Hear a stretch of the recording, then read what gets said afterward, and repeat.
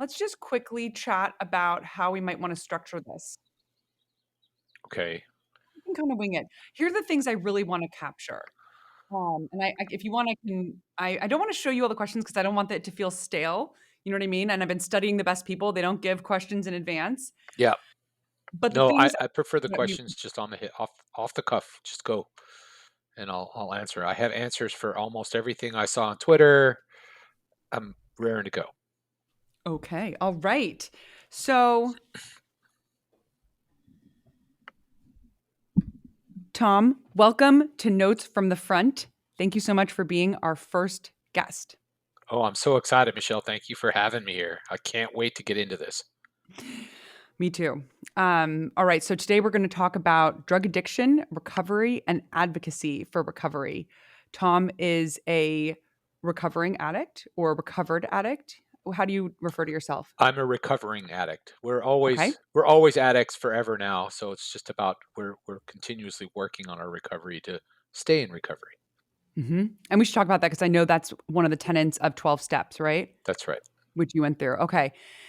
And you're an advocate for recovery and a very public one. I can just share quickly. Tom and I became friends through Twitter. We were both tweeting about the drug overdose crisis in the streets of San Francisco, which is at this point internationally renowned. Um, Tom, maybe to kick us off, can you share sort of not the short version of your story, but maybe the medium version of your Okay. story, how you got here today, and then let's get into a conversation about what's going on in San Francisco, the politics, the ethics. A lot of people want to hear from you, so I'll let you take us away. Great. Well, thank you, Michelle. So, long story short, I had foot surgery in early 2015. And after the surgery, they had to reset my broken foot and put two titanium screws in it. They sent me home with a 30-day supply of 10 milligram oxycodone tablets. I unfortunately did not use those tablets as directed. I got addicted to them because the one tablet every 4 to 6 hours was not doing it for the pain. So I started using two. And then one day I took three pills. And when I took those three pills, I kind of hit this euphoria where I was truly high, for lack of a better term. All my problems melted away. Any financial problems I was having, marital problems I was having, plus the pain were all gone for 3 or 4 hours, and life was good. And I basically spent the next 5 years chasing that same high again. And that over that 5 year period, it led me into financial ruin. I quit my job. I bankrupted my family. My house went into foreclosure because I was using all my money to purchase drugs on the street because I couldn't get them from my doctor anymore. And I was spending about $210 a day on oxycodone tablets on the street. And this was throughout 2015 and 2016 and into early 2017 when basically my wife figured out what was going on, cut me off from all the money, and I only had a little bit of money at that point, so I switched over to heroin, which was a fraction of the price. You could buy an eighth of a gram of heroin on the street for $10, and I started, becoming an intravenous drug user. I went and got some syringes, which are readily available throughout the city, and I started shooting heroin. Gave myself sepsis from shooting heroin. I would miss my vein sometimes, and I would get abscesses all over my body from different places I would try to shoot up. I ended up in the hospital in intensive care, intubated with a tube down my throat. I almost died from the sepsis. You would have thought that would have been kind of like the red flag to, hey, maybe you need some help and you need to stop this. But it's funny because in the hospital they were actually giving me Dilaudid for the pain, which is another opioid. So I was plenty high in the hospital, and then instead of stopping, I just continued to smoke heroin on foil, and later on that spiraled or transformed into fentanyl towards the end of my time of using. And basically the straw that broke the camel's back was that one night about 2 in the morning, I woke up from sleeping. I was in withdrawal from heroin, and I didn't have any money, but my wife had some money in her purse that I think she was going to use for groceries, and I stole it. And I took the car and I drove down to the Tenderloin, and I didn't go home for 11 days. I went on an 11-day bender in the Tenderloin, just using, kind of just hanging out in the Tenderloin. And finally, after on the 11th day, I remember the police came knocking on the window of my car, and I was passed out in my car, and I had foil and straws and all this crack pipe. I had all this stuff everywhere. And instead of the police arresting me, they just told me to go home because my wife had filed a missing persons report on me. So I actually drove home, and my wife was waiting for me with a packed bag saying, I got you a room at a drug treatment facility. You can either go there or you can get out. And at that very moment, I was in withdrawal from heroin. So I made the decision to leave. And I walked away from my wife and my kids and my house. And I proceeded to go to the Tenderloin where I lived on the street for the next 6 months using heroin, crack cocaine, and eventually fentanyl. Um, and, I stayed out there, and I started to support my drug habit. At first, I was doing what a lot of people are doing right now, which is boosting. They're stealing, shoplifting to support my habit. I also signed up for general assistance. So I was getting a little bit of cash money from the city and food stamps, which then I would sell the food stamps for 50 cents on the dollar to local merchants who would buy the food stamp card off of me for cash. And then one day, one of the drug dealers on the street came up to me and said, Hey, Tom, ¿quieres trabajo? Do you want to work? And I said, Yeah. He said, Here, hold this. And he handed me a gym sock that was filled with a bunch of pre wrapped bindles of heroin, crack cocaine, and little baggies of meth. And he said, Put that in your pocket and don't move. And I did that. And he gave me a dime of heroin as payment. And I proceeded to start to hold drugs for the drug dealers out on the street. I became a mule for them. And that's how I was able to support my habit. And I did that for about 2 to 3 months pretty successfully. I was holding for like 6 different dealers at the same time, so I had plenty of drugs because I was holding their stash. But I was holding their stash with the understanding that if I got busted with their drugs, that I took the fall, not them, because I had all their drugs. And sure enough, one day that happened on April 29th, 2018. It was a Sunday afternoon. I was holding for 6 different dealers. The police were doing surveillance of that block that day, and they came and they busted me. And they busted me with all the drugs. I had over 4.5 ounces of heroin on me at the time. And if you've seen The Wire, you think you're going to go to prison or whatever. They booked me into county jail. I spent 16 hours in county jail, and they released me the next day on my own recognizance with no bail, back back into homelessness, back to the street. And I just started getting caught up into that washing machine, is what I call it after that, because I was basically a mark. So the police would just arrest me every couple of weeks, and I'd start going into jail for 3 or 4 days, etc., until the sixth time that they arrested me, and they were like, You've got too many cases too close together, so we can't let you out anymore." The DA set my bail at 150,000, or the court did, and I actually sat in county jail for about 3 months, where I sobered up. And one day I went to court thinking I was going to get released, and they did not release me, and I was dejected. So I picked up the phone and I called my brother, who I hadn't spoken to in a year. I asked him for help. He said, I'll help you on condition you go to rehab. And I agreed. So he bailed me out of jail and For drove me. 150 grand? Well, no, they lowered my bail over that 3 month period. They lowered my bail down to, like, I forget. I think they lowered it down to 5,000, I think. Hmm. And he bailed me out. I think so, because he put up, I think, $500 bond to get me out. And he bailed me out, and he drove me to the Salvation Army ARC out on Valencia Street, and literally, like, dropped me off with a nickel and 2 packs of cigarettes in my pocket. And I walked into this rehab, and I spent the next 6 months living there, and that's where I found recovery.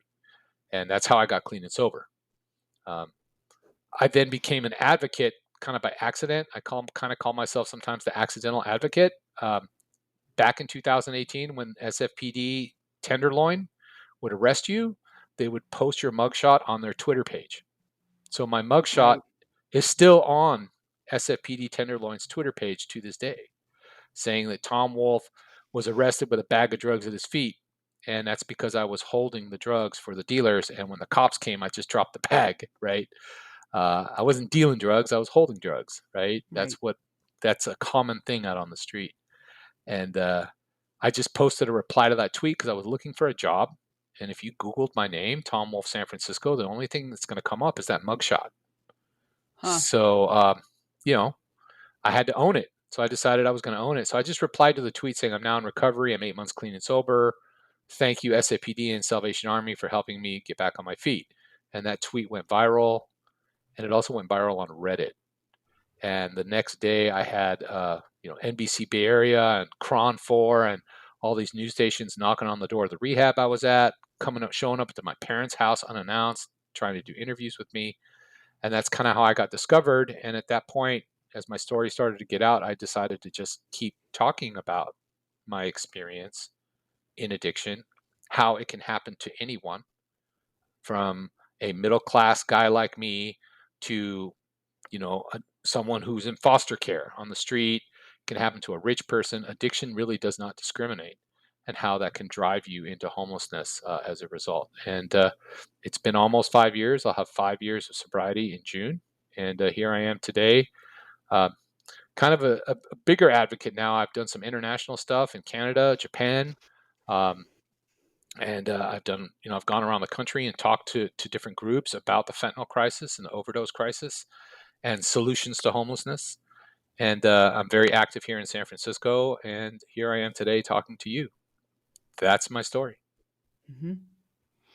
Thank you so much for sharing that, Tom. I will link the longer version of that story. I think we did, it was about 70-minute episode 2 years ago, which has much more detail. And I'll link in the show notes to that for people who want to hear a little bit more about the transition that you went through into the streets and then out. One thing that pops into my mind just before we move on from sort of the background story. When you talk about that time you took 3 pills and you felt high, was that your first time ever getting high? No, I mean, look, I'm a Gen X guy, so in the '80s I experimented, like a lot of people. I dropped some acid and did some cocaine and smoked some weed and drank some booze, and but I was never like I had identified myself as an addict previously. I was a Mhm, weekend warrior guy that would go out on Friday nights for happy hour and have a couple of drinks, but nothing, go to a baseball game, have some beers, nothing too crazy. Uh, but what's funny is that alcoholism runs in my family. mhm. And a lot of people say, and I believe that there's some kind of genetic connection to have a predisposition to addiction. So there's several members of my family that are in recovery from alcoholism, but my addiction seemed to manifest with opioids. But prior to that, the only opioids I'd ever taken were for my wisdom teeth. I had them pulled out that gave me Vicodin, which is a low grade opioid. I never really had a major, major problem with it before. Got it. And so would you say from that moment on you were hooked? Or like was there sort of a intermediate period? Like between those 3 pills and ending up on the street, were you basically using painkillers every day? Yes, absolutely. I was hooked. I was using it every day. There was no breaks. It's funny. The story is that as I was running out of pills, I tried to call my doctor to get more, and it had only been like 10 days, and they kind of laughed at me, and they were like, "Are you okay? Why are you asking for more pills?" And I just kind of brushed them off and hung up the phone, and I started Googling where can I buy pills on the street in San Francisco, and it actually brought me to YouTube, to several different references on YouTube, to a place called Pill Hill, which is Golden Gate and Leavenworth in the Tenderloin. And I drove down there in my boot and all, on my walking boot on my foot, and I found like 5 different guys that were selling a variety of different oxycodone pills. And I immediately started purchasing them, and from that point on, I was hooked. And my addiction grew over time. So over that next year plus, my addiction grew to a peak of 560 milligrams of oxycodone every day, which is why I was spending $210 a day. I was buying 7 80 milligram tablets at $30 a pop out on the street. The So sad, basic yeah, well, just to clarify, 10 days after your surgery, you were buying pills on the streets of San Francisco. yeah, it's crazy as And that 10 sounds. days Yeah, prior, you hadn't even thought about using painkillers. nope, Right. that's how fast it can happen. Right. I've seen this, by the way, just like anecdotally with friends who've had various surgeries, knee surgery or even childbirth. People get opioids, and I don't have any experience with them, so I don't know. I've only once have had a painkiller, and it made me extremely nauseous. It was after knee surgery, but yeah, it's been astounding to hear how quickly it gets in your. That's just incredible. That 10 days after surgery, you were already in this extreme position. Well, yeah, because I went into withdrawal, and that's the danger with opioids is they're highly addictive, and then the withdrawals from those drugs are horrible. It's like having the flu and the stomach flu and the cold sweats at the same time, plus this mental obsession with the drugs. And that's probably the strongest thing, is that the obsession, alls I could think about was how to get more. And that overtook everything else that I was doing, including, being a father to my kids and all that. And I have to own all that, but you can ask a lot of people in recovery, they'll tell you it's the same thing. Opioids are that strong, and that's why it's not the same thing as alcohol. It's not the same thing as weed. It's something a lot more dangerous, and it's really frustrating to me to hear people conflate. People that use alcohol versus people that use opiates. Opiates are far more dangerous in that you can get addicted so quickly. The kind of high that it gives you is different. Uh, the desperation that follows if you get dope sick from them is far worse than if you just go out and binge on alcohol for a couple of days. And so people conflate those two things to try to destigmatize opioids because they want to promote like a safer supply of drugs, or this radical kind of, I call it radical harm reduction. There's harm reduction and there's radical harm reduction.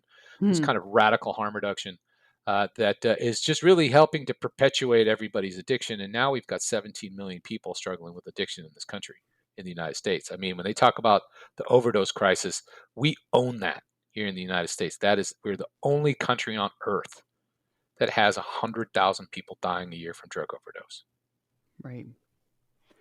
I think so. One thing worth mentioning, so you're a very polarizing character in the world of drug addiction, right? You've got a lot of people who really do not want you telling your story. And I think this is actually the perfect segue into getting into some of the politics, because you were married with a family, a homeowner, had a job, presumably had health care, right? And this happened to you. Right. But a lot of the narrative in the what should I call it? I'll just say a lot of the narrative around drugs is this is an output of trauma. It's because we don't have healthcare. It comes from abuse. Like there's this rhetoric that only people who are at the very very bottom of our society or most struggling are the ones who become addicted. Obviously that's not true. And additionally, you look at countries like Canada that have medical care, a medical healthcare system, and they have some of the worst addiction in the world in Vancouver. So I think that part about you, that this happened sort of as an outcome of surgery, that it started in the healthcare system, right? It started, I mean, your first taste of painkillers came from a licensed medical professional, Yep. They were pristine, doctor. prescribed opioids. Absolutely. Right. Um, And as I've been researching this topic to prepare for our talk, I did come across one person who said the majority of this issue comes from doctors. That this crisis stems from doctors overprescribing, and I think we should talk about where to lay blame. There seems to we I don't think we as a nation have really. I'd be curious actually, when you look at what happened, do you feel a sense of anger at anybody or blame towards anybody, yourself, others? no, I mean, I have to own my part. And so I do. And in recovery, we learn to kind of let go of all that resentment, right? That's part of the way to heal. The path to healing is to letting go of resentment. You process that trauma, and you try to let it go. So I don't really hold anyone necessarily responsible, but there's a few things that you touched on I want to talk about. One, all those things that people talk about for people getting, that use drugs, for people who use drugs. They always talk about people in marginalized communities, people of color. They talk about systemic racism. They talk about wage differentiation, lack of housing as primary causes of substance use disorder. That's the term that they will use. Well, the thing is that there are shreds of truth in all of those things, but it's not the whole truth. And that's what they're presenting as the whole truth. And that leaves people like me and the millions of people like me in recovery that actually were kind of normal, if you want to use those terms in quotation marks, out in the cold. What about us? What about our story? The vast majority of people that are struggling with addiction right now are able to function at some kind of level. They're not homeless. Otherwise, we'd have 17 million homeless people on the street right now.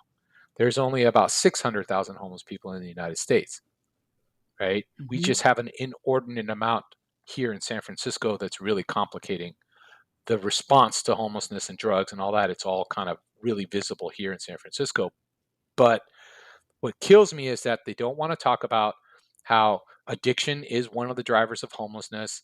Yes, trauma is a driver of homelessness, but for someone like me, I would have never lost my home. I would have never lost my wife, my kids, or anything if it wasn't for drugs. And I want to make it clear that I still own this home, because my wife managed to save it. But this home was on the auction block twice, not once, but twice, because I did not pay my mortgage because I used all my money to pay for drugs. And there are people out there that are, giving me a hard time for that. And I'm like, why? Did you want my wife and kids to be homeless?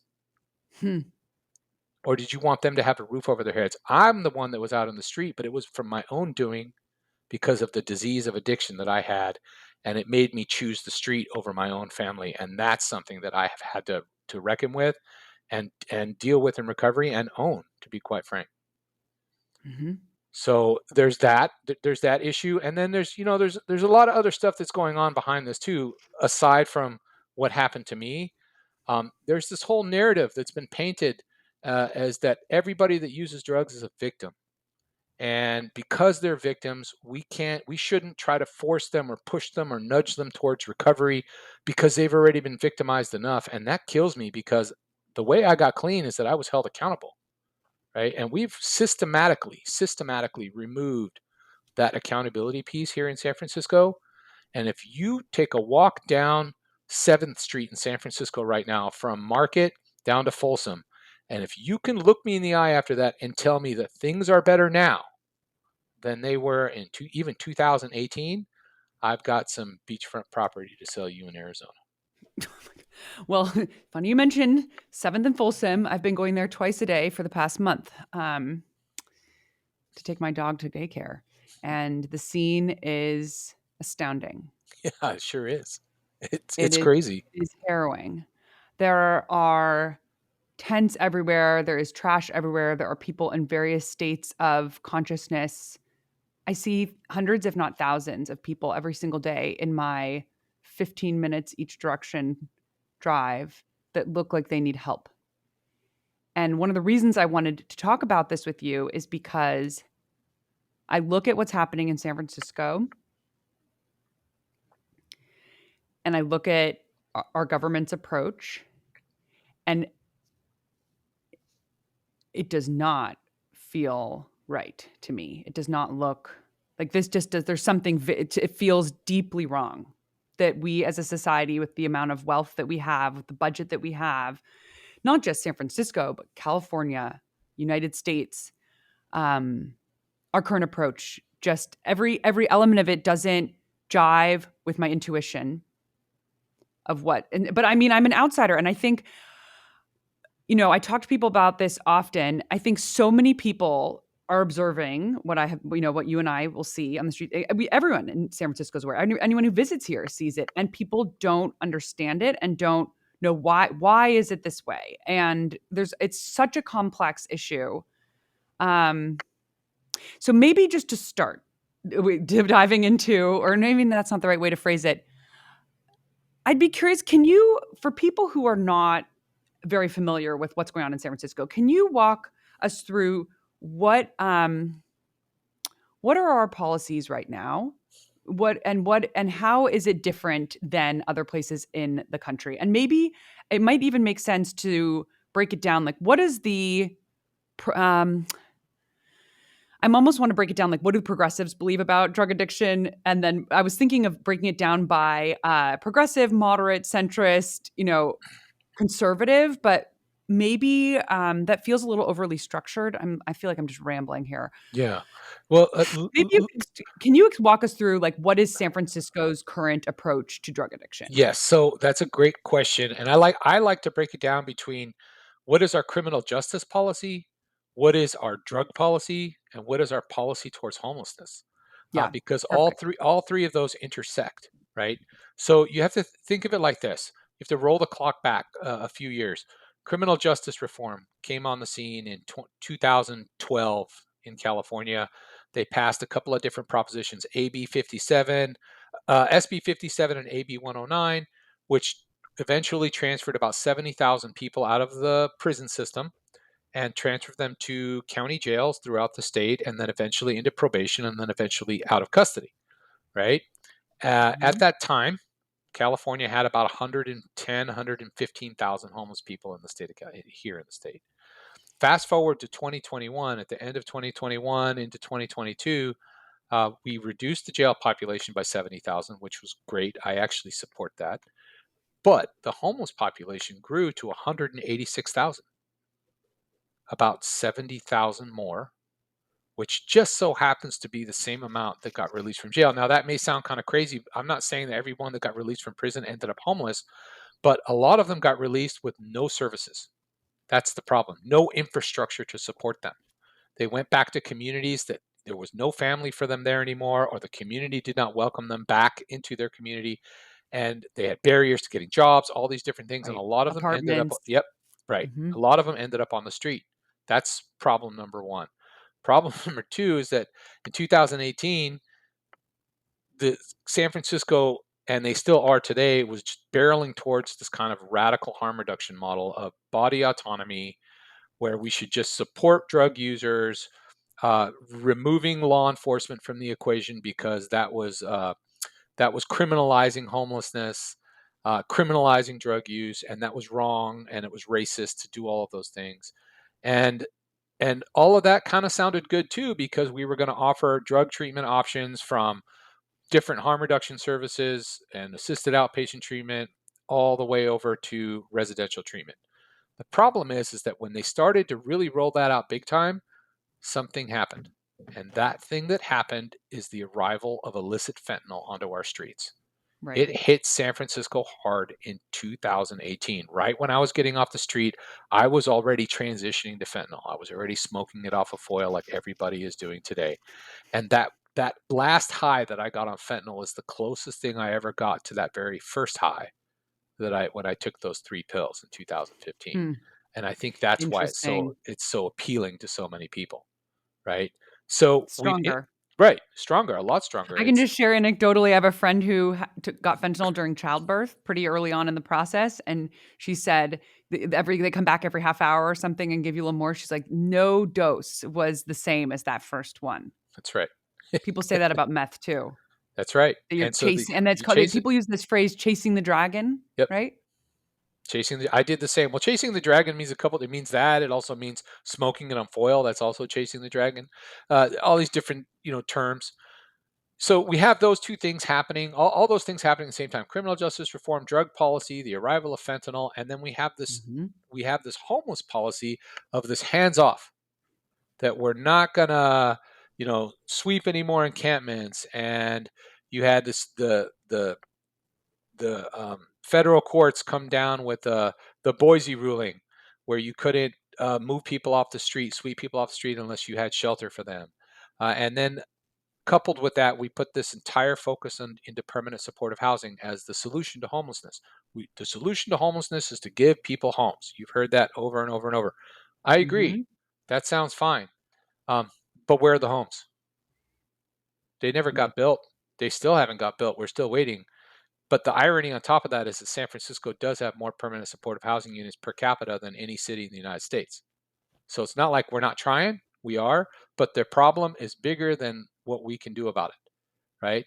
But that policy has also made it virtually impossible or very difficult to do anything else. Like, they don't want to build navigation centers anymore because shelters are carceral. You've heard that one, Right. right? And I don't mean to be sarcastic, but if I hear that again, I'm going to be sick to my stomach because I've lived in shelters and I've lived on the street, and I promise you, Michelle, that while shelters aren't great, they are better than sleeping on the concrete, right? We should have enough shelters for everybody, and we should compel people on the street to use them. So we've taken this hands off approach. Now we can't even sweep encampments anymore. And so the encampments are becoming quasi permanent in different parts Right. of the city. You go down Willow Alley right now, there's, 25 tents. And if you walk by those tents and you look inside the tent, everybody has a pipe, everybody has some foil, everybody has some straws. Everybody's on drugs. Everybody's struggling with addiction. So now you have this problem where you have 7 to 20,000 homeless people in San Francisco. For the 7,000 that are directly sleeping rough on the street, 80%, I would say 80% or more, are actively using drugs or are struggling with addiction. So now you have this twofold problem of housing and addiction. So here comes the city, and they say, well, we're gonna put you in shelter in place hotels during the pandemic, or we're gonna place you in permanent supportive housing, which is an old hotel down the street in the Tenderloin. They take someone off the street that's struggling with fentanyl addiction, they put them in a shelter in place hotel or permanent supportive housing, which is usually an 80 square foot room with a bathroom, sometimes no bathroom, a shared bathroom at the end of the hall, and no kitchen. And they wash their hands, check the box to make sure they keep getting the funding, and move on to the next guy. And in 2020, 2021 in San Francisco, they had 161 overdose deaths inside permanent supportive housing. During the pandemic, where they put 2,130 people inside shelter-in-place hotels, they had at least, and this number is low, 92 overdose deaths inside those hotels. And those hotels sued the city for over $26 million in damages, Right. right? Oh, I read about those ripped out carpets, holes in the wall, Yep. all the everything stripped.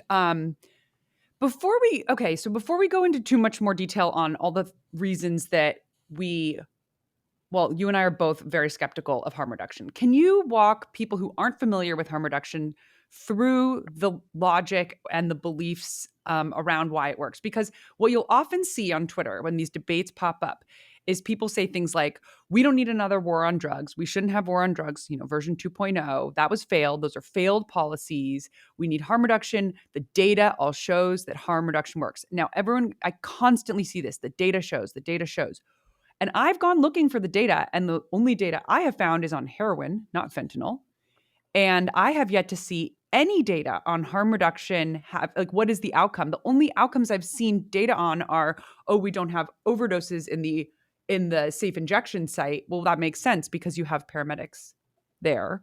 I have not seen any data on harm reduction around meth and fentanyl specifically. Have you? Can you? Is there any argument that we should give credence to back Well, this up? Because I mean, our government is bought into this philosophy, right? yep. This is our official city policy. We have needles being we I think we give out 12,000 needles a day. It used to be 14,000. Now there's less because everyone's smoking instead of injecting. But I mean, we give out 12,000 needles a day. We give out foil. We give out straws, which are, by the way, elite. The restaurants can't give out straws, but the nonprofits can, which I Well, think is I think ridiculous. I think the nonprofits have switched to paper straws now because of that, Really? and they also give out glass No. pipes for free. Yeah, they switched to paper straws now, I Oh my believe, God. and they give out So we have glass pipes. environmentally friendly harm reduction kits, which I think should be called harm production kits. But what is the argument for harm reduction? Like, if there's any aspects of it that you do buy into,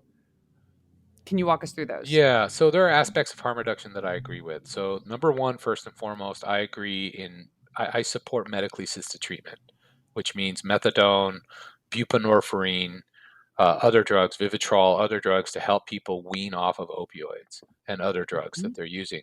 There is no FDA approved medically assisted treatment for meth. You can take some anti-anxiety meds and stuff to help you, but there's nothing that's kind of like a magic bullet, like buprenorphine seems to be more or less for opioid use. So I support that, and I support that because at the end of the day, fentanyl is so strong that you can't kick it cold turkey. You've heard that term in the past where people white knuckle it, right, with heroin, where they just white knuckle it and they kick it cold turkey. You can't do that with fentanyl. You need help. And we have to recognize that because as the drug is 10 to 100 times stronger than heroin, depending on how strong its cut is, um, that means your addiction is 10 to 100 times deeper and the withdrawals are 10 to 100 times worse. So, yes, you need some relief. And so I believe in that aspect of harm reduction. I believe in the distribution of Narcan right now just because of the world that we live in. Narcan is an opioid reversal drug, which is usually in a nasal spray. It can also be in a syringe. If someone's in active overdose, you spray it up their nose and it helps reverse or stop the effects of the overdose from happening, and the person literally comes back to life. And Right. just with the fact that we have two people dying a day in the city, whenever I go out in the city, I carry a couple doses in my pocket because it's just the reality of where we live right now. Um, my Interesting. kids both carry Narcan in their backpacks to school now because No way. the reality of the world that we're living in right now. I think it's awful that they have to do it, but it is what it is. So I'm a realist in those areas. The other aspects of harm reduction that could work are like, the idea of that, maybe you use less over time and you titrate and you kind of wean yourself off the drugs. Okay, I can maybe buy into that. But that's, all of that, the original tenets of harm reduction used to be to use safely so that you don't get AIDS, HIV, hepatitis C, those bloodborne diseases. That's where harm reduction was born out of. It was born out of the AIDS crisis, Right. which makes sense, right? But it's kind of morphed into this thing of where, we're going to help you use safely, and we're not going to put any kind of pressure on you whatsoever to even consider treatment options. We're going to make it 100% voluntary for you. In fact, we're going to support you along the way by giving you all the resources that you need to continue to use drugs for as long as you want, because it's your body autonomy, even if you're homeless on the street and robbing stores to feed your addiction. That's what it has become. And really what has become the layer underneath that is that those activists, and they're activists, um, and radical activists at that, actually want to have full legalization of drugs. They believe that if we legalize oxycodone or Dilaudid or other opioids, and the government gives them out for free, that we're going to end this addiction crisis, and the cartels are going to go out of business. And the first question I always have when I talk to people about this is that, have you gone and talked to the head of the Sinaloa cartel? Is he planning to just take his ball and go home? Or are they going to pivot to something else, which they're already doing now with Trank, to keep their users using and keep people buying their product? And they don't have a good answer for that, because the fact of the matter is they don't know. And the only example that we have to use is marijuana. We legalized Yeah. marijuana, right? Great. Yeah, everybody's cool. You go get your edibles, all that stuff, right? The black market, the marijuana black market in California now is bigger than it's ever been since we Mm. legalized it. It's bigger than it's ever been. So for you to look me in the eye and say, yeah, the cartels took their ball and went home, that's a bunch of BS. Of course they did not. So this is where I have a problem with them, is that really their goal isn't just harm reduction. Their goal is full drug legalization. And then you have to start asking why. And that's where it gets kind of murky. Like, why? The pharmaceutical companies are standing by, ready to supply all these drugs. Why are they actually advocating for that if there's really no evidence that it's gonna make a whole lot of difference? I've heard an argument for this. It's about knowing the dosage because of how small of a dose you need now to overdose. That's what I've heard from my friends who believe in. I have friends that think the government should give out heroin, and it should just be free and legal. And I think their belief is it would reduce overdoses because you would know exactly what you're getting. You could dose it properly. Do your friends have kids?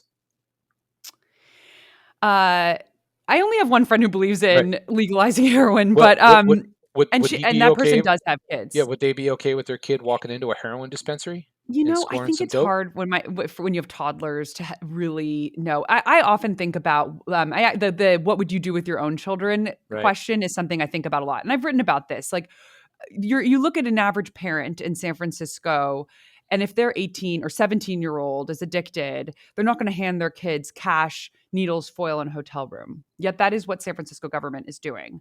And Correct. also, I can understand why each of these things was each of these. It's easy to say, oh, cash, hotel, hotel rooms and foil, and of course this is a mess, but individually you can understand why each of these things was advocated for. The hotel rooms, get people off the streets, the needles to avoid infectious disease, and the cash is part of welfare. It's like these, it's not like all one big package, but together it does create quite a situation here.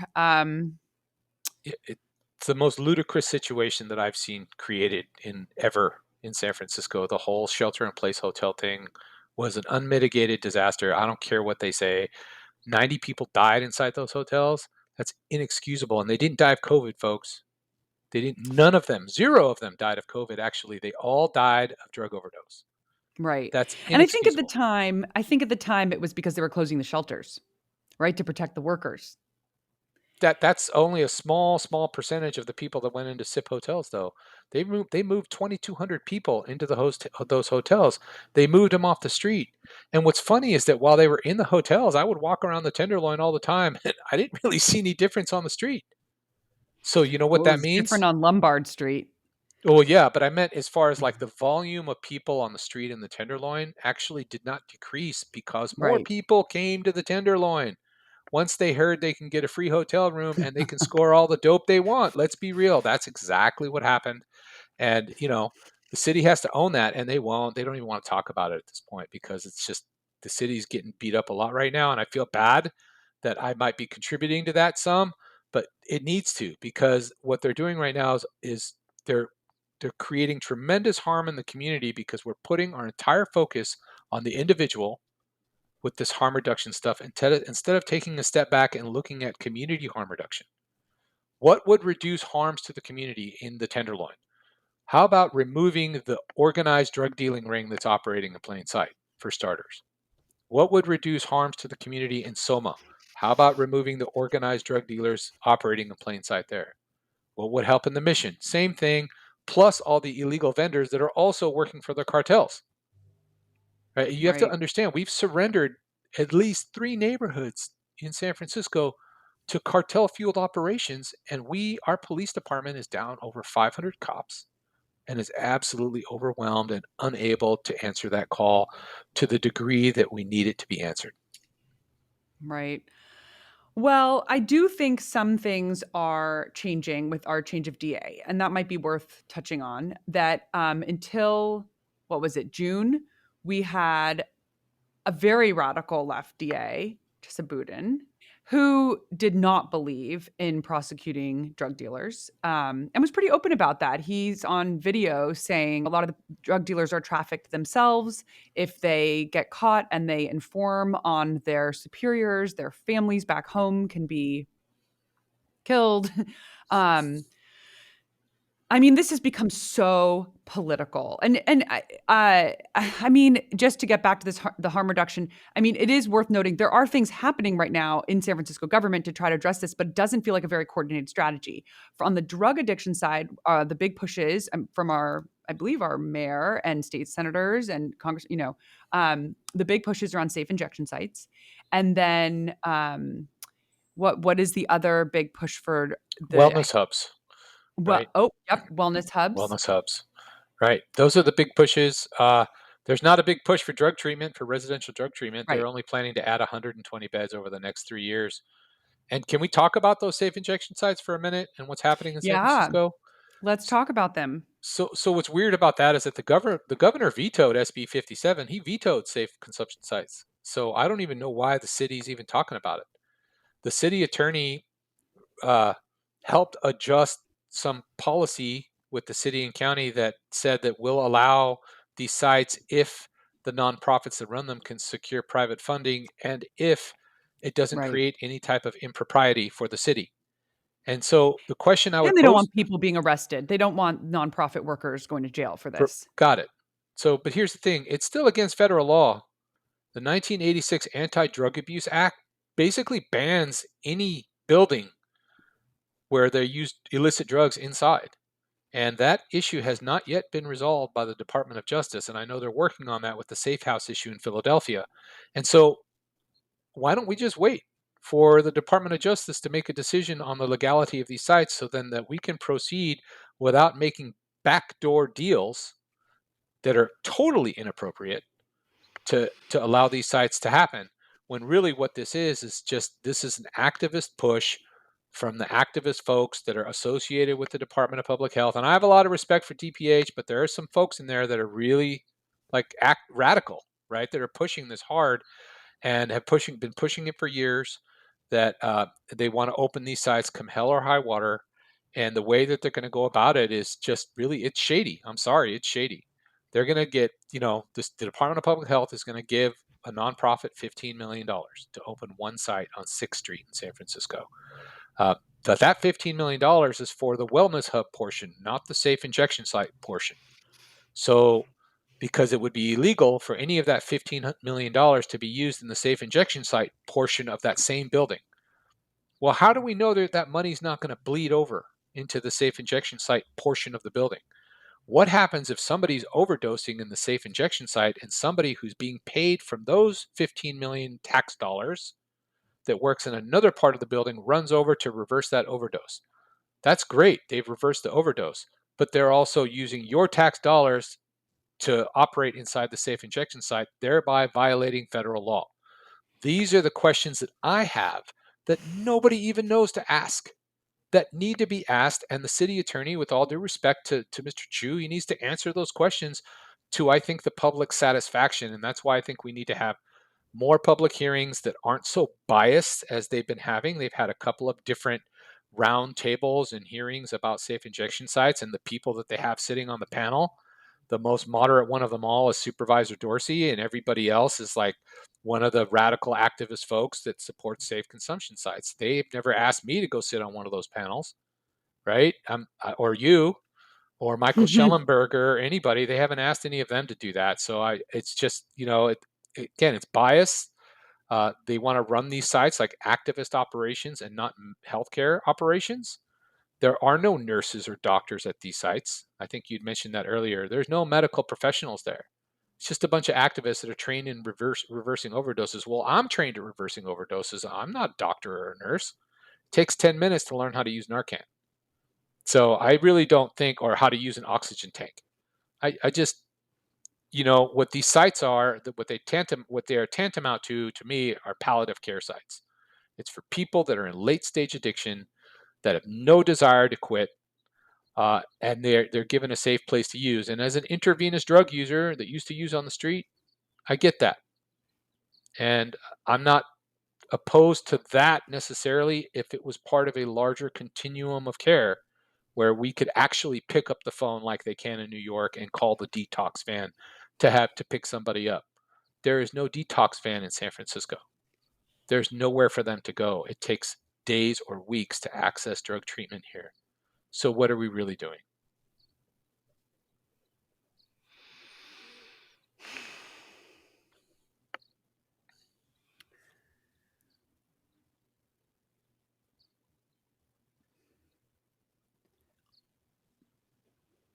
Palliative care.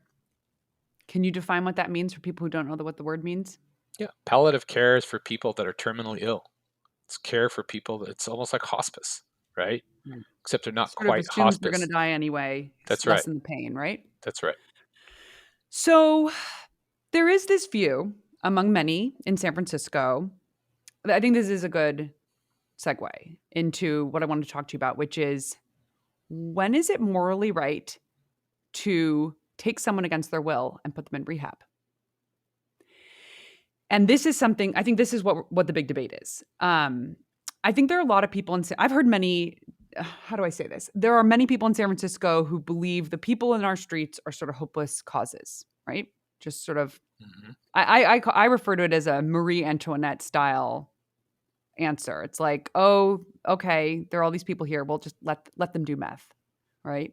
Let them do drugs. And I think that there's this belief like these people are really deep in their addictions. They're gone. They're not reentering society. They're hopeless. There's really not much we can do. So just sort of let them do what they want. And I don't know. I mean, you mentioned the victim mentality. I'd say that's sort of the extreme victim mentality. There's an even darker version of this, which I have heard people that I would consider highly ethical, morally righteous people say things when they talk about addicts or overdoses like, well, one less person for the city to take care of. Yep. I hear that too. And when you look at our city's approach, I would just remember the other things that are being argued for from a policy perspective. They're trying to require that bars have Narcan. That's one bill I think that's in the process. There's another one to create fentanyl-free zones around schools and rehab centers, and then the majority of the discussion is around these safe injection sites. So when you look at the policies that our politicians are advocating for, there's nothing about stopping use. It's just about containing use or reviving people from death when they use. Right. So what I've been wondering recently is, why is it so unpopular to mandate treatment? And Like that just doesn't even seem to enter the conversation in San Francisco. And I'm curious if it enters I mean, it definitely enters the conversation in other places. They mandate treatment in Portugal, Mhm. right? At a certain point, you get caught a couple times. You are required to go to treatment. I don't know what it's like in other. You probably just go to jail in other states. I mean, can you talk about why are San Francisco like why is this city so allergic to the idea of sending people to rehab? And especially when you think about the fact like this question of what would you do if you were a parent. I mean, I can't even imagine any parent with means whose kid is struggling is going to advocate for rehab, right? I That's mean, right. so why is our city so against mandatory rehab? Because our city has let the people that make drug policy in the city twist this under the guise of social justice. And I'm fine with social justice, but think of it like it's a body autonomy thing. They don't want to violate your civil liberties. They think intervening is violating your civil liberties, even though you're smoking fentanyl every 2 hours and you've overdosed 16 times already in the last 3 months, but you're still out there on the street. Any intervention beyond overdose reversal would be violating your civil liberties. And for whatever reason, because of the radical far left politics here in San Francisco, the city has bought into that. And the city is kind of abdicated, at least until recently, they mostly abdicated that responsibility to address that to the Department of Public Health, which has kind of swung further and further and further and further to the left on these issues over the years. And then you kind of see the results and how they're playing out. So, look, I know a guy on the street right now. His name's John. He's in a wheelchair. He has abscesses all over his legs. His legs are infected on his skin. He's pouring pus is like pouring out of the open wounds on his legs. It's so bad that his pants are at times when you see him are soaked from the fluid coming out of the pus in his legs. He's in a wheelchair, and he's so sick that he can barely lift his head up except to maybe smoke his fentanyl. Somebody goes and gets his fentanyl for him, and they give it to him. He smokes it and all that, and he refuses to go to the hospital. He doesn't want help because he's afraid of the system. So, by all accounts, the Department of Public Health and the American Civil Liberties Union and all the radical harm reductionists will say, well, that's his choice. He can just stay out there and do that. Um, and when you get within 10 feet of him, the smell from his legs, from the necrosis, is overwhelming. Do you think that that person should be intervened upon, or should he just be left out there to his own devices? That, to me, is a moral question. And I believe the answer is that we should intervene because I think that person is struggling with something so bad that he's willing to torture himself and suffer in such despair. I think we as a community have an obligation to step in and say, no, we're going to go and try to give you some help. But if you do that, then here come all the activists, all the radical activists. They literally will come at you and run up to you and bully you and cuss at you and call you names and all this stuff right to your face. And they will tell you, no, you can't violate his civil liberties. Well, I disagree. I think in that case, he should be conserved. And that's where we need to start drawing the line. Otherwise, he's going to die. And, you know, at that point, he just becomes a number or a statistic. And the harm reduction people all run to the next person. The radical folks all run to the next person to defend, and the next person to defend, and the next person to defend. And eventually that person dies too, and that person dies, and that person dies. How many more have to die? We've lost way over 2,000 people to drug overdose out here on the street in the last 3 years. We lost over 70 people last month.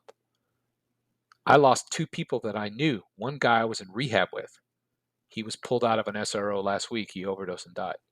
How many more have to die before we say enough? And we're going to start looking at some real ways to intervene. There is a subset of people on the street that require intervention. And people like him that I just described are absolutely one of those people that require intervention. At the same time, people like me that weren't quite as sick as him also required intervention. Because if I had not been intervened upon, I would be dead or I'd still be out there on the street right now. But I promise you, I wouldn't be here talking to you. And so this whole notion of just let people die, that's kind of a right-wing trope, right? But it's also a far left-wing trope too. It's almost like the horseshoe theory. It's come to fruition. Right. I was just going to say that. This is one issue where the far right and the far left agree. Yeah. I remember learning about this in college We actually took this class on leadership, and we were learning. We brought in a speaker for from this organization that's about allowing people to use drugs. It's sort of advocating for legalization of drugs, and it's a libertarian organization. The hardcore libertarians are saying get the government out of this. If people want to do drugs, that's their choice. Skin inwards is an individual choice. I It's fascinating. It's one of the yeah. it's one of the few topics where the left and the right agree. Right, and I think Dr. Keith Humphreys kind of explained that recently in an op-ed that he wrote in the Chronicle, where he talked about how the our progressive policies have a libertarian streak here in San Francisco, running through it. And I agree, it is kind of a libertarian approach to where if you want to use drugs, your choice, and all the other stuff that happens as a side effect of that, oh well. And that's where people become they can't see the forest through the trees anymore. They're so focused on the individual that they can't see the harm that he's also causing the community. The Tenderloin has 3,000 kids that live in the neighborhood, more than any other neighborhood in San Francisco. The kids have to be escorted to school and back from school every day, and they have to walk through a gauntlet every single day of drug dealers and drug users. That's not Right. fair. And that's a community of color. Where's the equity in that? And a You lot of know? elderly. Yeah. And a lot of It's people and in it's recovery. in poverty. Yeah, It's poverty. Yeah. yeah, I mean, for those who aren't familiar, the Tenderloin is filled with these hotels that were used back when San Francisco was a port town, and they were building ships here and rope factories, and just the city was exploding post gold rush. And when all of a sudden there were all these people here hadn't found gold, needed jobs, the city boomed, and so they built all these hotels to house the workers. And those hotels, I believe, are protected as national historical sites, right? I think Yep. we have like 530 of them or Yep. so. And these are, they might have, I don't know, 50, 100 rooms. A lot of them don't have bathrooms, but they might have a sink inside them. They're 8 by 8 by 10 or 10. Yeah. something. They're 8 by Yeah, 10, rooms. 80 square foot And rooms. I actually walked into one the other day and I asked if they were offering rooms to people from the public. I was like, "Oh, can people get a room here?" Like, "No, no, no, you have to go through the city."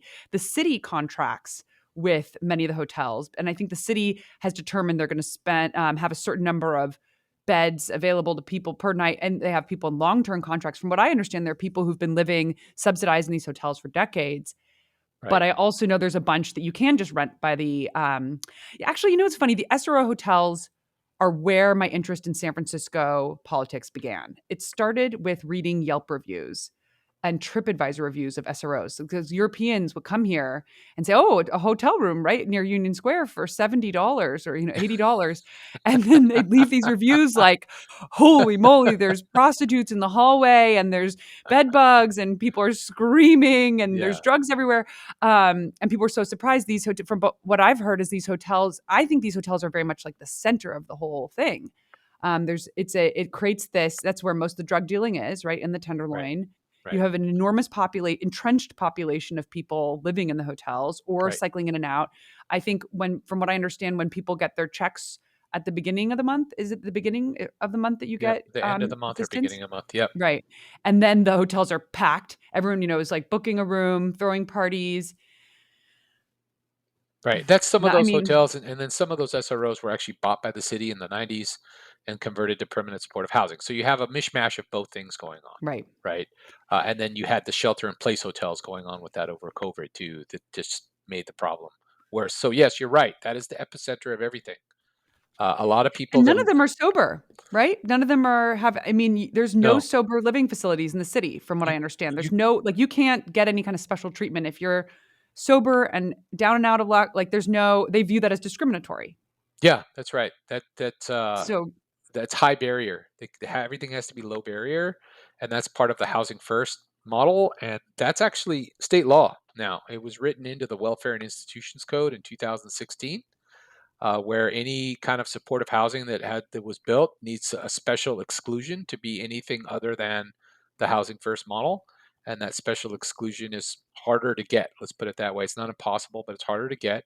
And you certainly won't get any state or federal funding for it because the state and the federal government uses the housing first model, which on paper works fine. But in implementation, in the way that you just described it, with SRO hotels, with no private kitchen in an 80 square foot room in an old hotel that was built pre World War II, that's full of bed bugs, with 12 drug dealers hanging out in front, is not conducive to stability of any kind or Right. recovery. And you see the proof is in the pudding with the amount of bodies that they're pulling out of these SROs right now from overdose. That to me is proof in the pudding, not just the fact that one of my friends who's a case manager in one of these hotels described his hotel as anarchy. Not just because of that, but because of the dead bodies that they're pulling out of these hotels. The city is actually, in many ways, negligent, in my opinion, in the way that they have addressed this. Um, they have a story just came out today in the Chronicle about how the Department of Homelessness and Supportive Housing uh, has wasn't able to spend $100 million of the money they had budgeted towards them last year because they didn't have staff supposedly to do it, and that we have 800 empty rooms sitting in San Francisco waiting to be filled that they can't fill at this time. Like, what's up with that? And then they have rooms prioritized higher for other people and certain other people. I mean, we could talk a long time about the process to get into permanent supportive housing in San Francisco, and they basically have you fill out an application, and then you go through they run you through an algorithm to see how sick you are. And if you're sick enough and homeless enough, you can get on the list for housing. But if you were a guy like me that was just out there shooting dope, and I didn't have, necrosis and schizophrenia, I didn't qualify.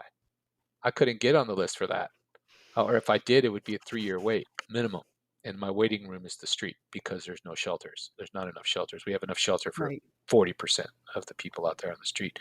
It's just the way that no other city have I seen in the United States. There's no other city that I've seen in the United States where we are implementing the housing first model as poorly, with as poor of outcomes as we are in San Francisco, and that must change. Right. It's sort of a perfect example of perfect being the enemy of good. It's like we don't build shelters. I think we only have 2,000 shelter beds, and New York City has something like 65,000. Meanwhile, we have an enormous amount of subsidized housing, the SROs, supportive housing, but obviously not enough. Clearly not enough. We, like I said, And it's so expensive. right, and so any given night you have 7,000 people sleeping on the street in San Francisco, according to the Point in Time report, and it's more. It's actually more if you count all the RVs that are parked all over the city, out by Lake Merced and by Stonestown Galleria, and out by Candlestick Park and in the Bayview Hunters Point area. There's about 20,000 homeless people in San Francisco right now at any Right. given time. So Right. problem's a lot bigger than what they're telling you that it is and what the media tells you it is. The Chronicle did come through with a story earlier this year saying that about 20,000 people are cycling through homelessness. I do appreciate Heather Knight because she seems like one of the few people over there that really stands up and kind of just calls it as she sees it. And I think that we need some of that still because the media has become so opinionated and biased about these issues, one way or the other, that who knows what's true anymore, which is why when I get reached out to by national media, I pretty much talk to anybody that'll talk to me. I've talked to the Right. New York Times, which is left leaning, but I've also talked to Fox News, which is right leaning, because everybody has a stake in this, and I'm just going to keep telling them the truth, no matter who it is that I talk to. Yeah, I mean, are there many when you think of the act like you call them the activists, how many of those people were in a situation like yours? Serious addiction and then recovered? There's some of them are, and I there's a diversion between us. I have a lot of respect for the people that are in recovery that are pushing radical harm reduction. I respect the fact that you found a pathway out. I think that that's great. Um, but the difference is that they will turn around and say the path that I went is actually wrong and it's rare and we shouldn't follow it. Right. But I'm not sitting here saying the path that you went is wrong and you shouldn't follow it. I'm just saying, hey, why can't we have both? Like I said earlier, there's aspects of harm reduction that I agree with. There's some that I don't. But at the end of the day, we all want the same thing. We want to save lives, and we want people to get better and not die and all that stuff, right, and find recovery. But at least I thought it was find recovery. But I've kind of come to find out some of these folks that are enjoying recovery themselves years and years of abstinence-based sobriety that got clean through 12-step, like I got clean, now advocate, and I'll use this quote because someone high up in the harm reduction treatment world in San Francisco told me this to my face, quote unquote. There are 17 million people struggling with addiction in the United States. None of them want to get clean. So we should just support them. But this person has been clean and sober for decades, telling me that, enjoying their life as making big money in a big job in San Francisco, right? Enjoying 30 years of sobriety or whatever it is, 20 years of sobriety that they're enjoying. But they're basically saying that, you know what, we can't do it for these. It's too hard now for these people, so we should just support them. It's basically what they're saying. And I have a huge problem with that. Yeah. I talked to someone who's very involved in the harm reduction world about this. And so I think I have a somewhat understanding of where they're coming from on a statement like that. I think the belief is you can't force recovery onto someone, they have to want it. And so you often hear people talk about things like they have to reach rock bottom. And if they haven't reached rock bottom, then they're not going to be motivated. Now, unfortunately, these days, rock bottom is often an overdose that you know, may or may not be reversed. But I have heard, they'll use statistics like if you force people into rehab, 80%, drop out. And of the people who make it, what a percent relapse. And it's so expensive. I mean, and it is expensive, right? It's something like 50 or, the fancy places are 50 or 80K for 90 days. I don't know what the Salvation Army's costs are or what the city pays Yeah. for rehab, but there are these two questions in my mind around willpower / wanting and does it matter? And then the cost. And I think I'm kind of, let me see if I can piece those together.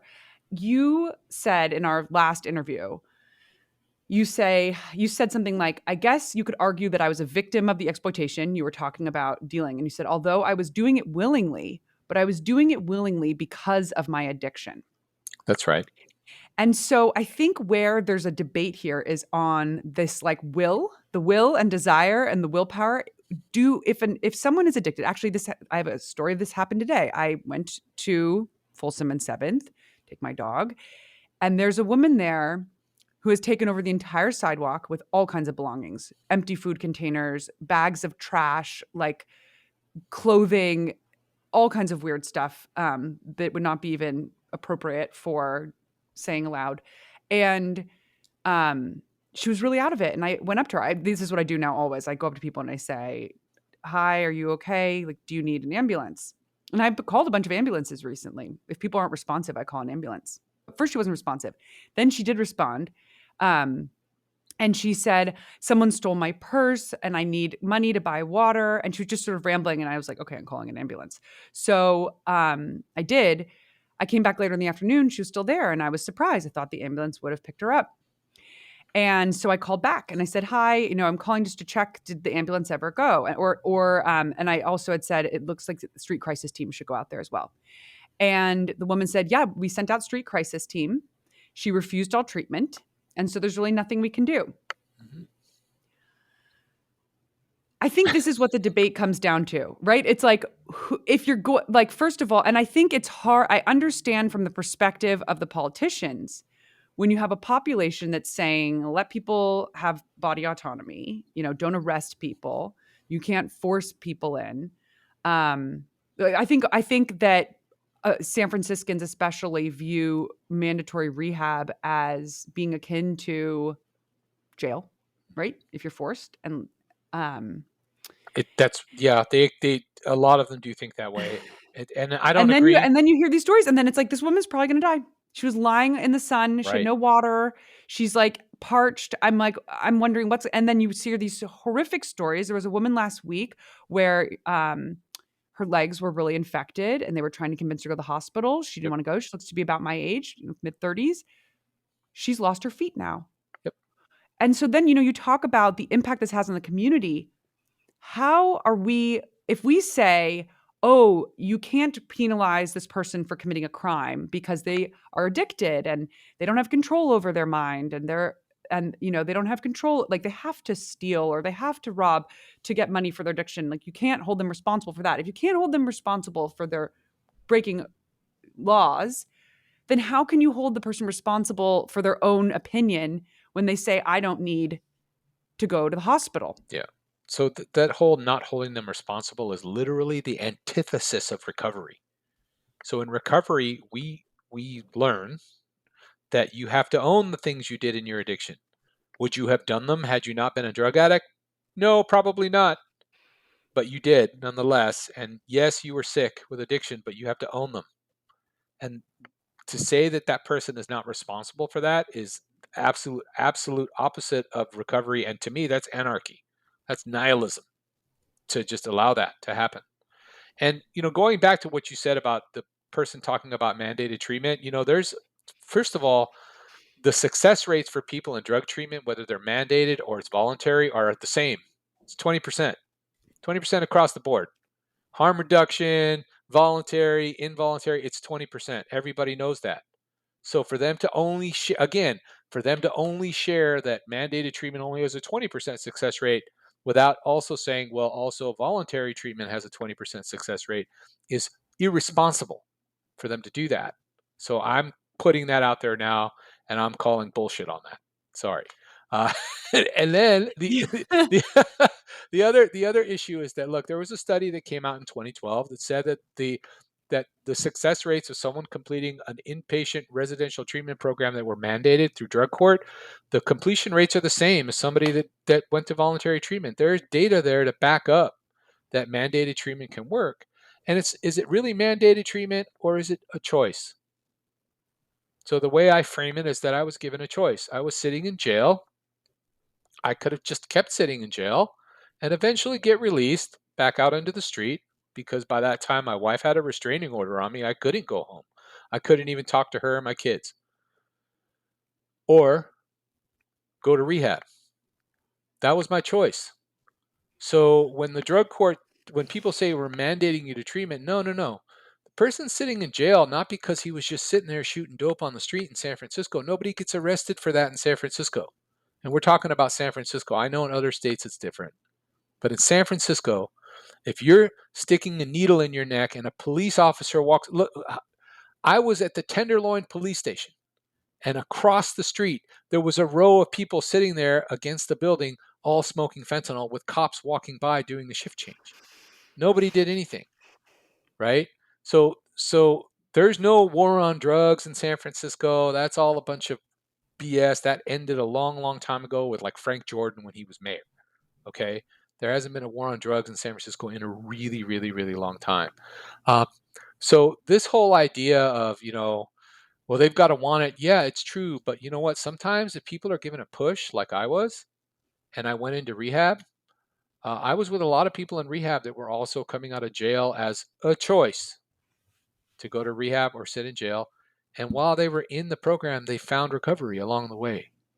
So does it work for everybody? No. But why are we throwing the baby out with the bathwater when we need every single resource available to us right now, including drug court, including mandated treatment, because we just don't have enough beds? And right now, there's a ton of beds sitting empty in San Francisco. And I don't mean just the Department of Public Health sanctioned beds. I mean the Father Alfred Center at St. Anthony's. I mean the Salvation Army ARC. I mean Harbor Light. There are open Yeah. beds, right? Yeah.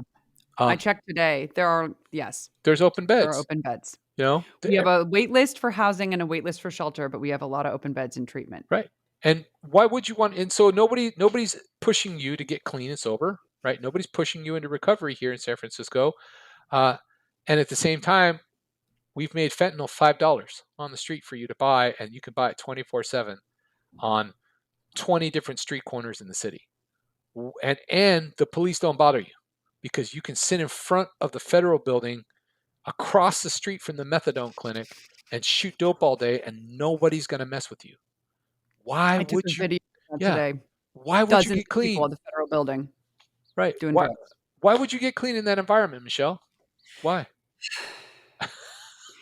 So, all right. So clearly I mean, yeah, I keep wondering, is it just because of the cost? Is it just too expensive to get people into treatment over and over again. Like, you have these people who've been on heroin and then fentanyl. They're in their 50s or 60s. They're like been living in the streets for a long time. Yep. They might have severe mental illness. Like, I think I wonder at what point is there a point at which you're like, this is too expensive. I know Well, this is how you have to ask, right? If it right. costs 600 grand to get that person clean. Well, so good question. So a friend of mine has her son is on the street, and she took him off the street and took him to a detox in Marin County. And to just go into the detox for the 30-day detox, it was $12,000. So that was private pay, exclusive rehab, all that. He bailed after about a week. He couldn't hang, and he left. And so they gave her back a prorated amount of her money or something like that. So private rehab is extremely expensive. The Salvation Army, where I went to, it didn't cost me a dollar. It was actually free for me to go. They Mhm. get their money through donations. They're privately funded. People donate their old clothes to the Salvation Army and they turn around and sell them in their thrift stores. And that's how they fund the program that I went to. And it didn't cost a dime for me to go for 6 months. And philanthropy, right? They Yeah. have And major philanthropy, donors. Yeah, big donors, right? big board, and I think that they're Right. building something like a 2,000 bed facility right now in San Uh, Francisco, which, the, if I'm correct, San Francisco doesn't particularly condone Salvation Army because it's a faith-based organization, right? They don't really work together. Is that that's all correct? changed. That's all changed. So yeah, they are. Changed? It's changing because San Francisco is desperate for solutions. The Salvation Army is coming with a good solution called the Way Out Initiative, which is a plan to add up to 1,000 beds in transitional, like recovery-based transitional housing and therapeutic communities. And they would use the Harbor Light Rehab as a pipeline, and other community-based organizations that want to actually get involved in this as a pipeline to fill these beds up, where it gives people kind of like, this is the model that I like, where it's a recovery-oriented system of care, where you're actually giving people stability first drug treatment, then stable housing as a promise after completing drug treatment for up to 2 years, and workforce development, and all the recovery services, the wraparound services in recovery that you need.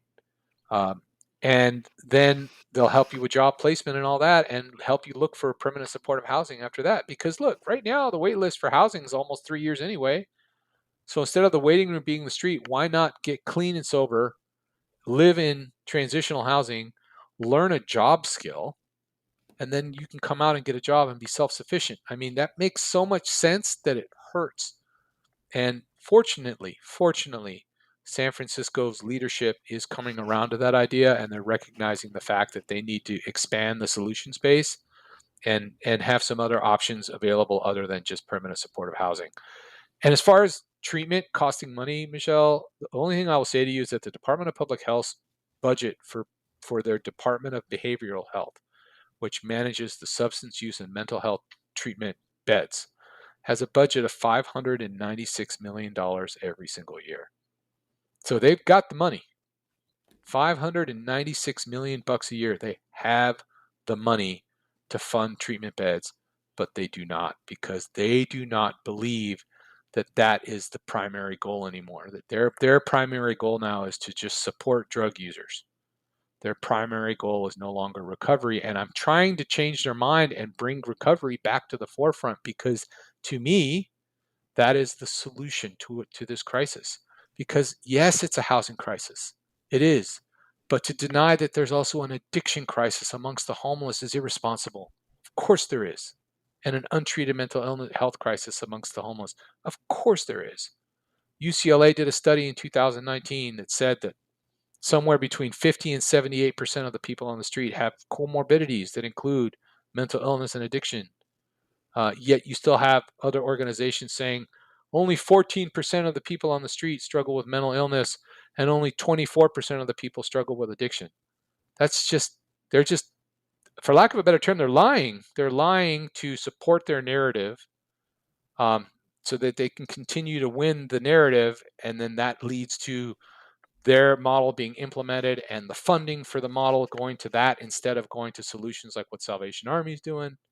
And that needs to all change, because you, again, we've been going around in circles for like a decade with this. I've done a lot of research the last 3 years. It's been a decade that we've been doing this.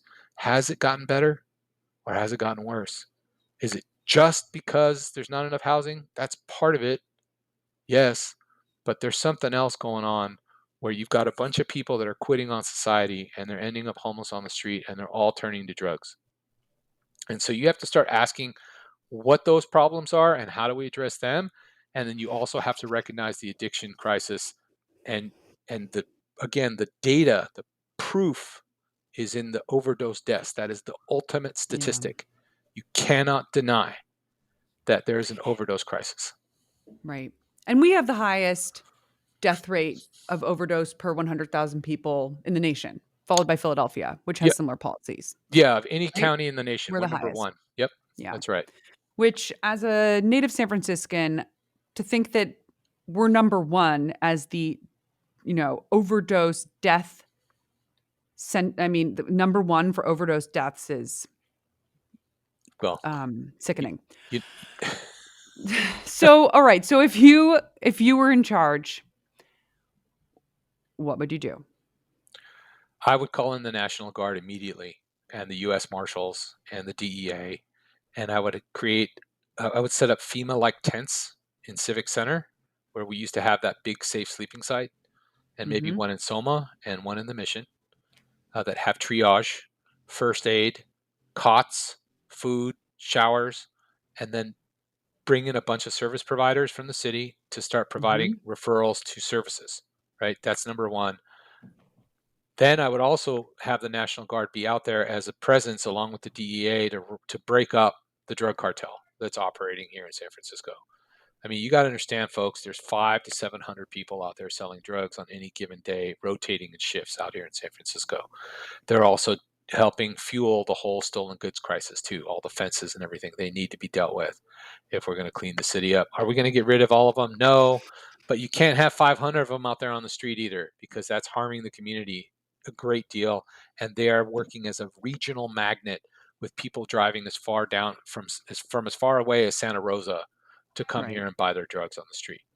It needs to change.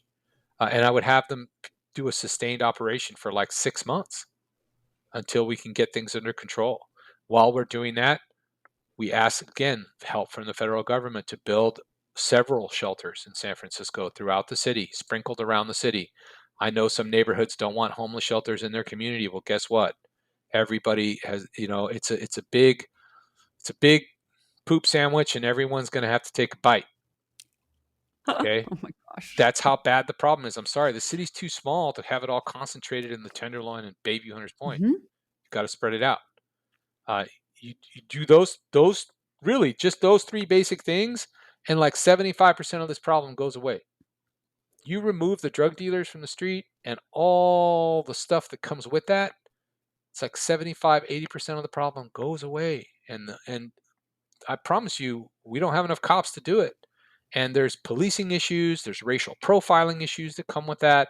We have judges that are having a hard time coming to grips with the fact that when the DA, who's doing a great job, by the way, we actually have a real DA now, not a Yeah. radical like Chesa, Yeah. right?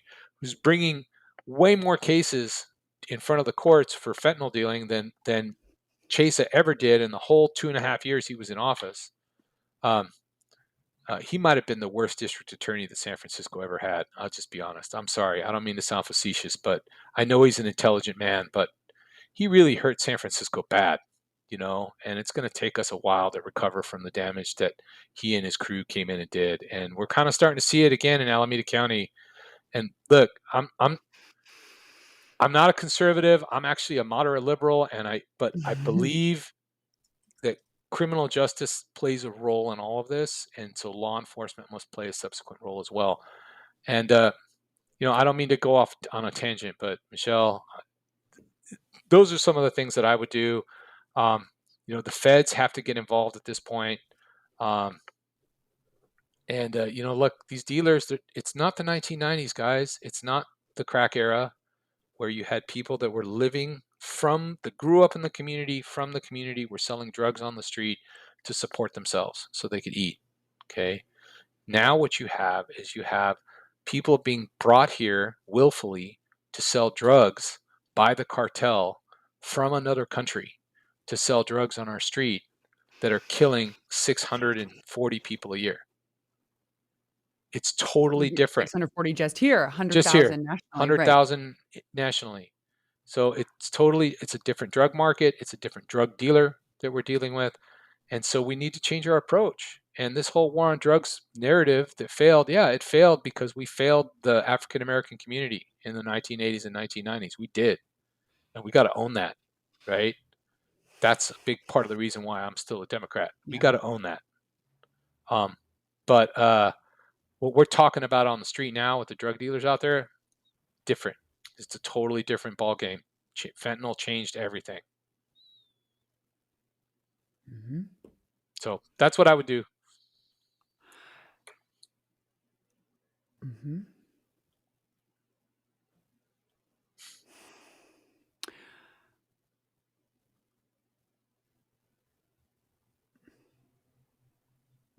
What about for everyday citizens who want to help? I get asked this all the time. People DM me on Twitter and they say, I live here, I see this, I want to get involved, I want to help. How can I help? If people feel passionately about what you're saying, if they agree with you and it resonates, how how can people help? Well, there's lots of ways. I can do a plug for my nonprofit. I mean, you guys Mhm. can help. You can give money to the Foundation for Drug Policy Solutions. Their website is www.gooddrugpolicy.org. And tell them it's for me. I have my own nonprofit that I'll be launching soon called the Pacific Alliance for Prevention and Recovery.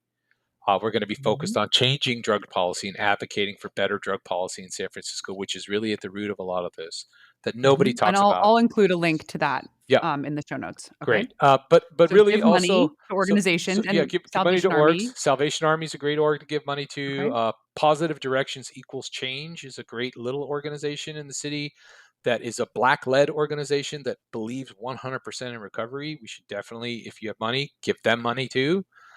Because they're actually running the TRP Academy, which is currently the only abstinence based therapeutic teaching community in San Francisco. And it's only for justice involved adults, but it's black led, black run, and they're doing a fantastic job with a tremendous success rate, way higher than 20%. Okay. It's like more Mhm. like 60%, their Wow. completion rate. So it's like doing 3 times as well.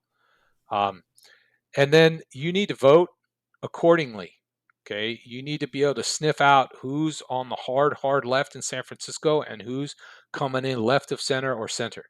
Because you're never going to have anyone from the right, you know. And I want to talk about that too, about my experiences meeting political leaders and famous people on the left and right, and what it is the Republicans and Democrats are focusing on now, because it's kind of weird. But so you need to vote accordingly, and then you need to email and call your member of your board of supervisors and put pressure on them. Um, they read their emails. If you're on Twitter, you tweet them, you tag them in tweets, you tell them that this is unacceptable, that you're their constituent and you are not okay with this. I promise you that Supervisor Ronan in District 9 is so tired that she's actually looking for solutions now that are a departure from what she was thinking 2 years ago, because it's gotten bad and she's running out of ideas. I think she said that in a meeting last week, that she's running out of ideas. So the city is ripe for change, to take just a couple of ticks back towards the middle from the far left, where we've been sitting the last couple of years, where we've been basically run by democratic socialists in San Yeah. Francisco. That time is over, because they ran the city into a ditch. I'm sorry to say. Actually, sorry, not sorry. They ran the city into a ditch, and we have to now dig it out. Okay. On that note, let's wrap with a couple last questions. Um, let's have an uplifting note. If people want to learn more about, okay, so they can give. So you said give money, vote, and what about if you see someone on the street? What do you think is the morally right thing to do when you are walking into work and you see someone passed out on the sidewalk?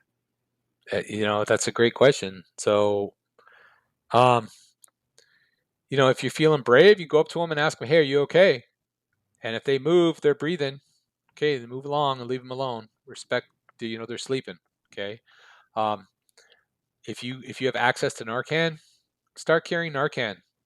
And if you have kids, definitely talk to your kids if they're old enough. If they're teenagers, talk to your kids about drugs. And I don't mean just say no like the 80s, but talk to them about every single drug that you buy on the street right now that's not from a pharmacy or a doctor. 8 out of every 10 drugs that you buy on the street right now has fentanyl in it.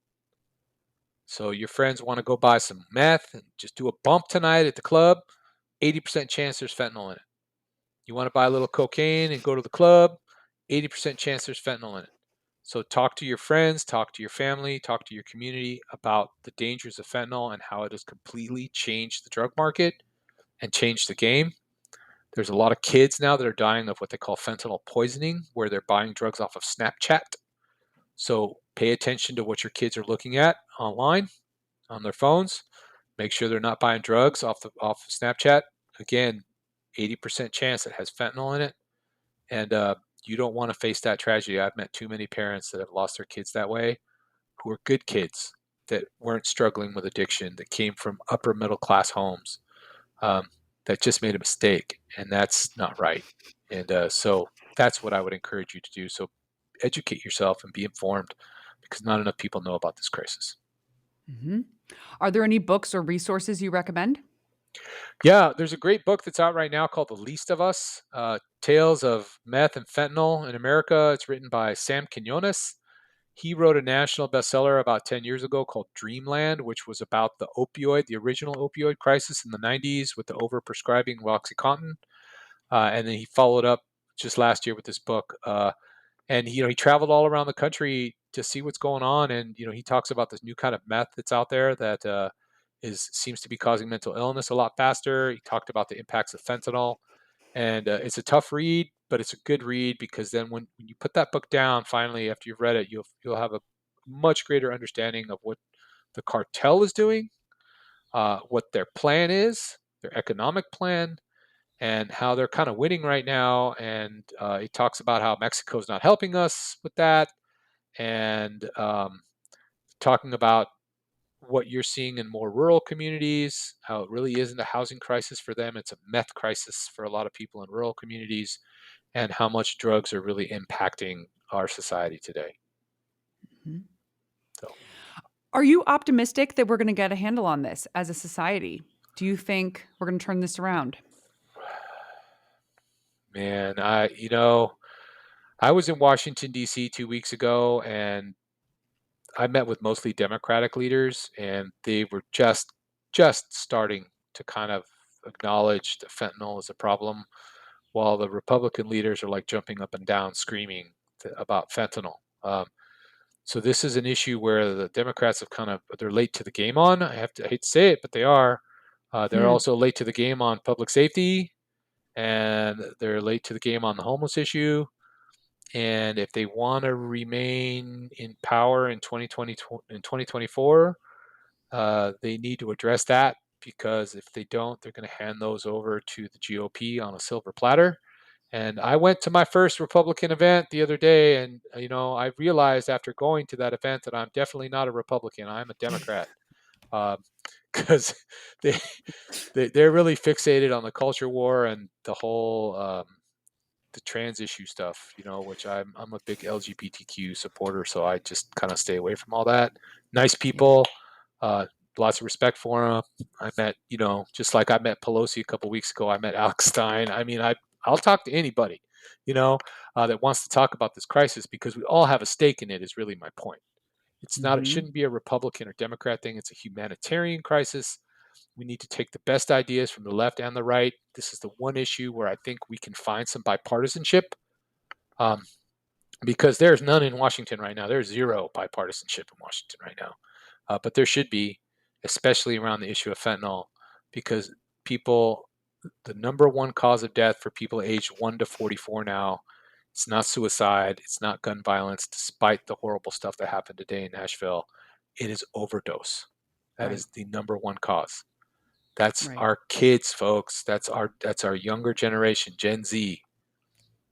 They're dying, and millennials are dying of overdose at record numbers. We all have a stake in that. So let's all come together and try to make some change. Hmm. Hmm. What were the Republicans in DC saying about fentanyl? What's their plan?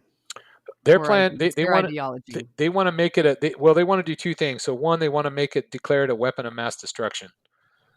I'm not necessarily opposed to that. It killed 75,000 people last year. Um, if you had any other kind of chemical weapon that killed 75,000 people in a year, you would declare it a weapon of mass destruction. So it's Right. kind of hard for me to argue against that, right? They also, they want to go, they want to put pressure on Mexico to do something about the cartels. Understandable also. The mistake that they're making is they're conflating it with the immigration issue. The people that are immigrating across the border, in my opinion, aren't the ones carrying drugs. Drugs are coming through legal ports of entry. But the coyotes that are bringing people up to the border and over the border also work for the same cartels that traffic the drugs. So really the root of the problem is the cartels. We need to go after them.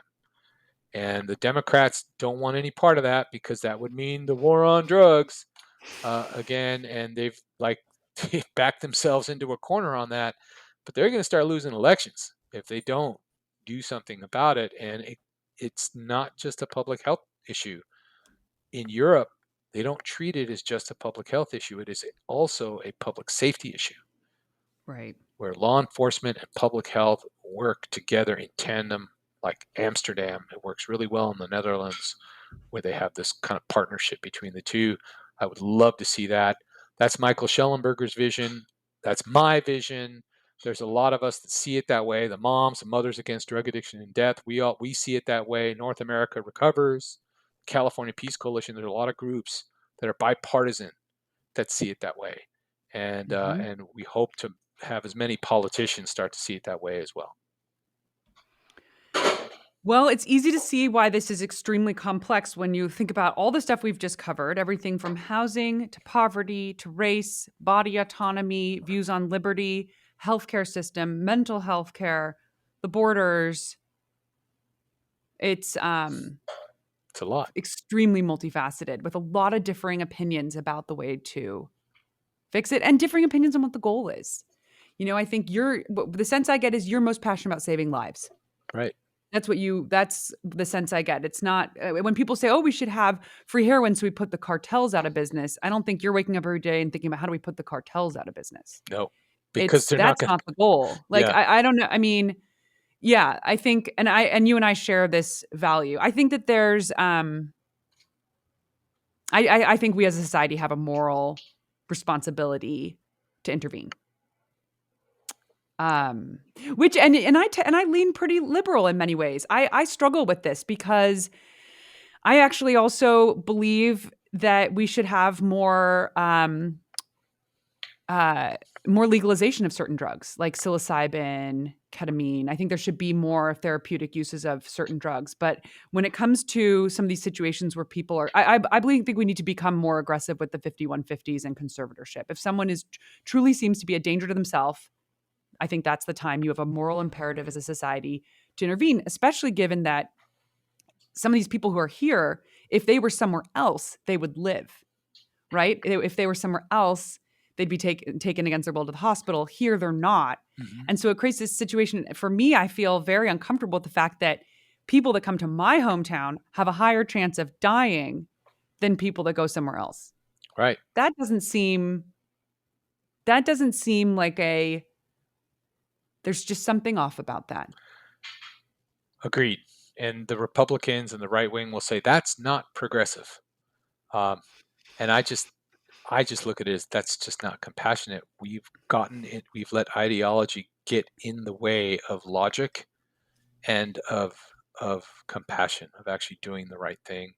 And sometimes the right thing isn't easy, and sometimes it's painful. And me getting arrested was not easy, but it was painful, but it was definitely a form of compassion because I was mercifully taken off the streets.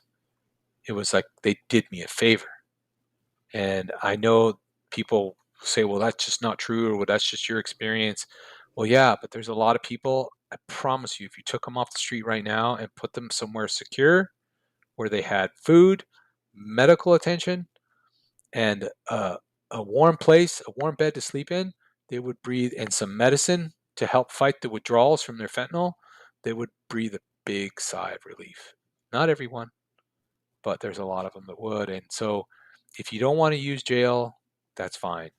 come up with a different infrastructure, but we haven't. And so everyone's just left out on the street. And Michelle, you're right. I want to save lives. And San Francisco is this beautiful city, and we're literally rotting from the core right now, and we're letting it happen. And I promise you, we could talk about downtown revitalization and the empty downtown, and that's a big issue. But no one's going to come back. Its city's never going to come back at full strength unless we do something about the homelessness and the drugs that are killing. Because nobody wants to come to a place where you can smell death. You come to this town, and 640 people are dying every year. 70 people a month are dying of drug overdose. You can literally smell the death when you walk through the Tenderloin. And I know that seems dramatic, but it's the I don't know. I mean, every time you hear an ambulance downtown now, it's for a drug overdose, right? It's like they run at 100% capacity, and 85% of those calls are ODs. You can smell the death. We need to get, we need to shed that, right? And no amount of safe consumption sites or safe injection sites or overdose prevention centers, whatever you want to call it, is going to do that. Otherwise, if you look at Vancouver, which is the number one epicenter for all of North America, so they're even worse off than San Francisco. They have 12 safe consumption sites up there in Vancouver, yet they have the same amount of overdose deaths every month as we do in San Francisco. So clearly, it's not the panacea that everyone is purporting it to be. You need a full continuum of care, and the city has the money to do it, and we should do it while we still have the money, because in a couple of years we won't have the money with the way things are going. So this is our last chance. We have about 2 fiscal years to do something major here in this town to clean it up and invite businesses and tourism back. Until that, but if we don't do that after those 2 years, things are going to get even harder. The homelessness and the organized drug leaning that's here is going to get even more entrenched, and then we'll be in a really, really difficult situation. All right. That is a call to action if I ever heard one. I deeply appreciate your taking the time to talk through these very painful and complex issues. I'm going to take notes on the recording, and I will share them for people who want to reference back. Also, we'll include links to the books you recommended, the nonprofits, and we'll have the comments section open. So if people want to share thoughts on this recording or questions, they can put them in the comments. And yeah, we're gonna keep fighting for this. If you Yay. and follow, yeah, I'll put your Twitter if you're interested in learning more about Tom's views on this as he becomes increasingly a national voice on this topic. Follow him on Twitter. He's got a great feed just filled with really interesting and meaningful writing. Thank you. Yeah, I try to focus on homeless policy, but fentanyl and drug policy too. And I'm at T Wolf Recovery on Twitter. And Michelle, I can't thank you enough for all you've done for San Francisco, because I know you've done a lot. You've put a lot of effort and time into building a platform to help the city, and you weather a lot of criticism. So do I. But I just want you to know that you have an ally and a friend in me, and I'm really grateful for everything you've done for San Francisco. So thank you, and thank you for having me. Thank you. All right. Talk again soon. All right, thanks.